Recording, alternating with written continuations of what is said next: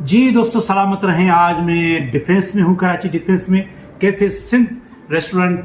और ज़बरदस्त यहाँ के जो ट्रेडिशनल एक खुराक है, जैसे फूड है, तो उसमें भाई आप देखेंगे मैंने अभी चिप्स खाई है, वो मैं गलती हो गई, मैंने रिकॉर्ड नहीं किया।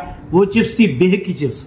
और उसके बाद ये आई है इसको आलू की, इसको भी चिप्स समझो, तरल पटाटा कहेंगे इसको। और ये भिंडी, बुगल भिंडी है। और ये है हालाना का कढ़ाई है भाई। ये हमारे दोस्त हैं AR जमाली साहब, जो कि बेहतरीन शेफ है।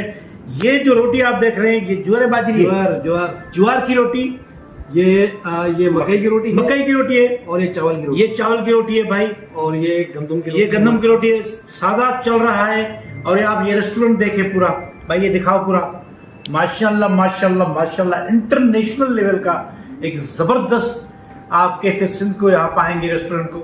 और डिफेंस में है ये। डिफेंस के कौन से इलाके में मेरे पास? ये राहत कमर्शियल लाइन 1 में राहत कमर्शियल डिफेंस में आप आए और खाना खाएं और एंजॉय करें और कहें भले।